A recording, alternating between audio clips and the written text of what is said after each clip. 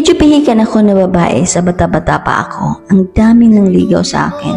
Hindi lang kasi ako kagandahan, malinis din ako sa katawan. In other words, maarte ako. At hindi ko naman yun dinideny. Ngunit kahit maraming nang ligaw sa akin, hindi ko sila sinasagot. Mataas yung standard ko.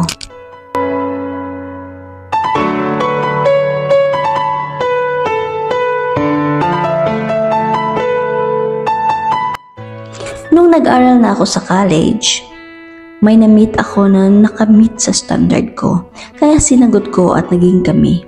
Ang bait niya, may trabaho na siya, kaya every time na bumabisita siya sa akin sa boarding house ko, lagi siyang may dala. Pagkain at mga gamit at marami pang iba. Wala na akong mahihiling pa. Ang perfect na niya bilang boyfriend ko. Pero, ngunit ngayon ay hindi na pwede.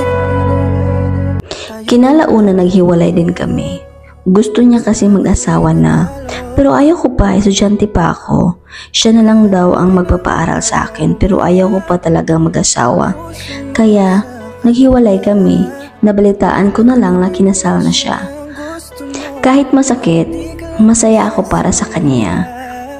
He deserves to be happy at nagpatuloy ako sa aking pag-aaral hanggang ako ay nakapagtapos bilang guro. Ingatan ka niya, ako nang bahala sa abdi. Habang nagkakaedad pala tayo, kumukunti din ang mga nanliligaw sa atin.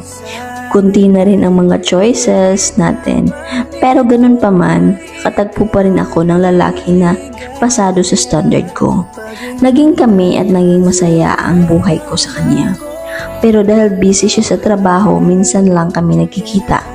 Pero okay lang naman sa akin, hindi naman ako masyadong clingy. Isang araw nag-date kami, sinurpresa niya ako ng isang bonggang date. May candles, may pa-setup talaga siya. Isa yun sa hindi ko makakalimutang date. Pagkatapos namin kumain ng dinner, biglang sumeryoso mukha niya. At sinabing, I have something to tell you. Kinabahan ako. Akala ko mag-propose na kasi handa na rin ako magpakasal. Medyo may kaedaran na ako, 31 na yata ako noon. Tapos sabi niya, sorry. Teka lang, nag-shock ako. Bakit nanghihingi ito ng sorry? So, hindi pala ito nag-propose. So, yun, sinabi na niya na nanghingi siya ng sorry sa pag hindi niya pagsabi ng totoo sa akin. Sinet up pala siya ng kanyang parents ng arranged marriage. Nasaktan at nagulat ako. Hindi ako makapagsalita kaagad. After a moment ng katahimikan, sumagot ako na mahal mo ba siya? Tapos sagot niya, hindi, ikaw ang mahal ko.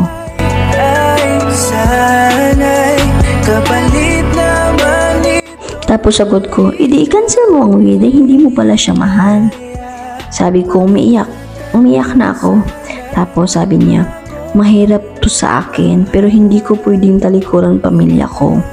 Sorry, I choose my family over you. Talagang tinusok-tusok yung puso ko nung pagkasabi niya na choose niya yung family niya over me. Kapalit naman ito ay akala ko sa pelikula lang to nangyari at nangyari talaga sa totoong buhay. Sa buhay ko pa. So, nag-walkout na ako, hindi ko napapigilan yung luha ko. Talagang humagulhol na ako ng iyak kasi nasaktan ako na hindi niya ako kaya ipaglaban. So, isang araw nabalitaan ko na nga na kinasal na siya. Kahit masakit, kailangan ipagpatuloy ko pa rin yung buhay ko. At dahil late 30s na ako, wala na masyadong nangligaw sa akin. Nang tumundong na nga ako ng 40s, naging desperada na ako magkapag-asawa. Natatakot akong tumandang dalaga pero wala akong magagawa kasi wala din naman ng nangligaw na sa akin. So isang araw nirito ako ng aking kaibigan ng sundalo. Mas bata pa sa akin si sundalo, more than 10 years age gap namin. Pero wala akong pakialam, gusto ko nang magkapag-asawa. Hindi ko kayang makitang lumuluha. Nanligaw siya sa akin at sinagot ko kahit hindi naman talaga siya pumasa sa standard ko. Mabilis lang ang pangyayari. After naging kami, after few months na manhikan siya sa akin. Ma-reassign kasi siya sa ibang lugar, so gusto niya na maging fiancé niya ako bago siya ma-reassign. So after niyang namanhikan, na-reassign siya sa malayong lugar. So habang malayo siya sa akin, ako naman ay busy sa pag-prepare ng wedding namin. Binigyan niya ako ng pera at sabi ako na daw bahala. Malayo kasi siya. Excited na ako sa araw ng aming kasal. Isang araw, tumawag siya sa akin at sinabi na hindi na raw matutuloy ang kasal. Nabigla talaga ako. Sabi ko, bakit? Anong problema? Tapos sagot niya, nakabuntis ako at papanagutan ko ito. So nakabuntis siya doon. Gumuho talaga ang mundo ko, iyak ako na iyak. Walang araw na hindi ako umiyak. Nakapagdesisyon na kasi ako na i-let go siya kahit masakit para sa magiging baby nila. After 3 weeks na pagmumukmok, naalala ko, hindi na pala ako dinadadnan sa buwan na yon. Kaya, nag-PT ako, positive. Buntis din ako.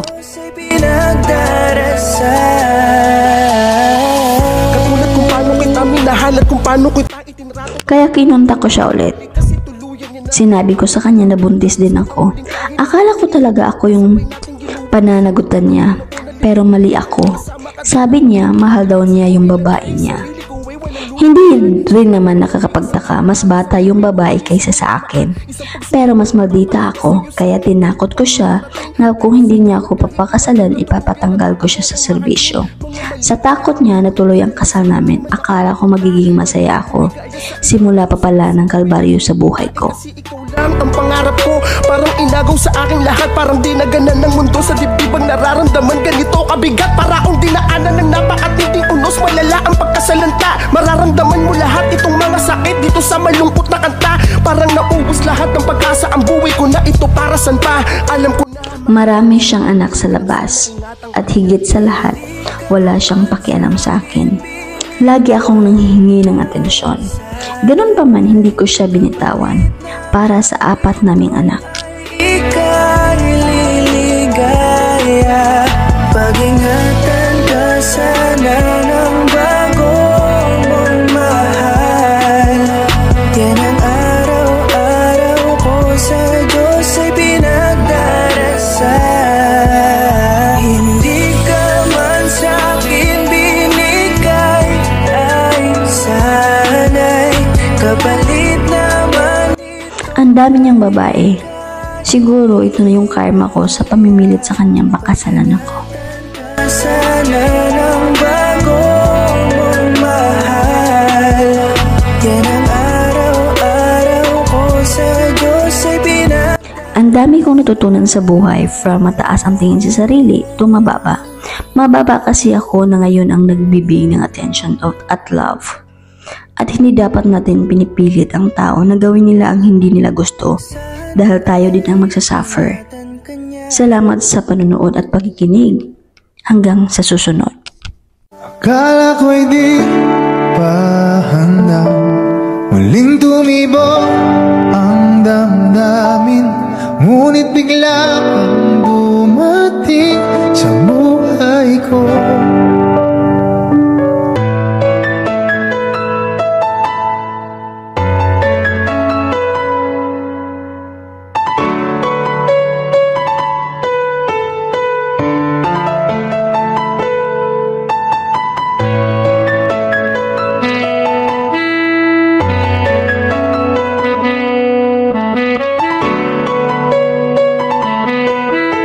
sana ay ingatan ka niya. Hindi ko kayang makitang lumuluha ka, kaya sobrang sakit sa akin na bitawan ka. Ngunit ngayon ay hindi na pwede. Tayo'y napagod, sa labay na talo, kaya akin ang ipapaubaya ang puso mo sa kanya. Alam ko naman na siya na ang gusto mo, hindi ka lang nagsasalita.